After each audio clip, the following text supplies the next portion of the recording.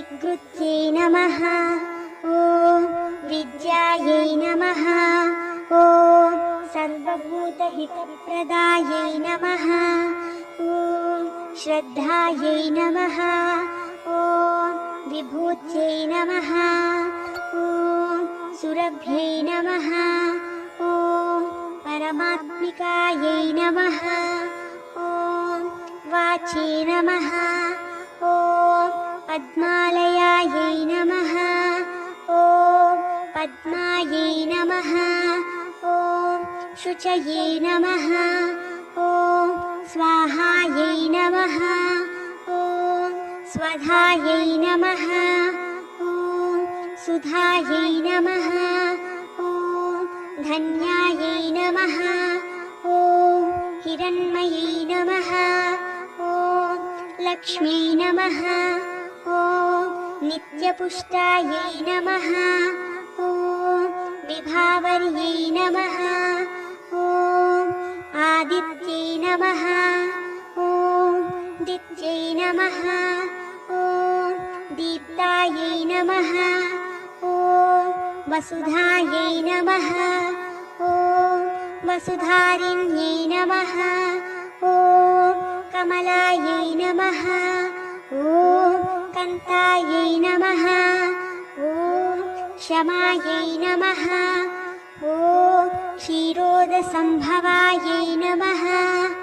ॐ अनुग्रहपरायै नमः। ॐ वृद्धये नमः। ॐ अनघायै नमः। ॐ हरिवल्लभायै नमः। ॐ अशोकायै नमः। ॐ अमृतायै नमः। ॐ दीप्तायै नमः।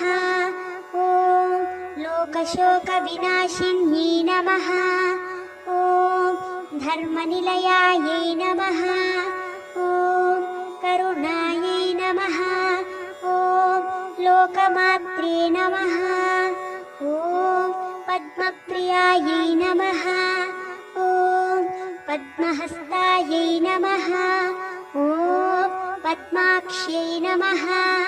ॐ पद्मसुन्दर्यै नमः। ॐ पद्मोद्भवायै नमः। ॐ पद्ममुख्यै नमः। ॐ पद्मनाभप्रियायै नमः। ॐ रमायै नमः।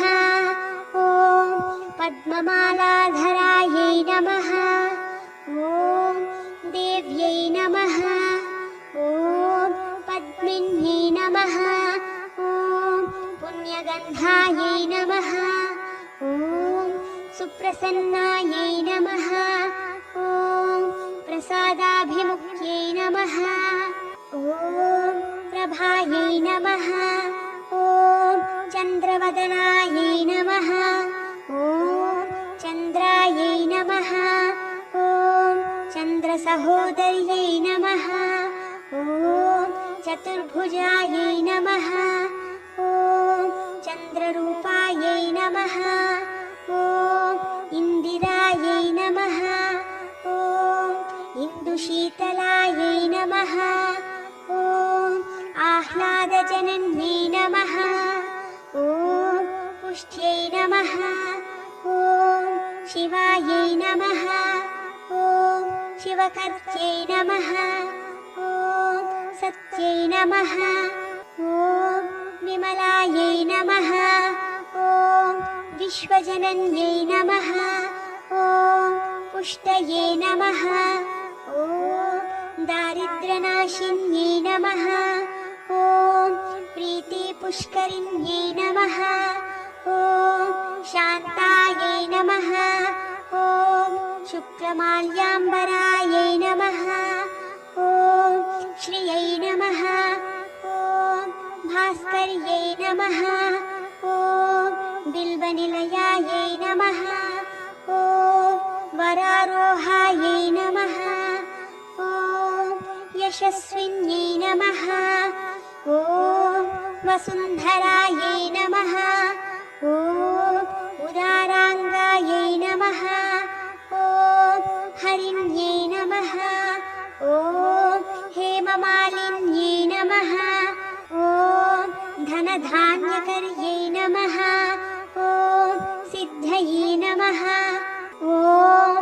वक्त्रैनसौम्यायै नमः।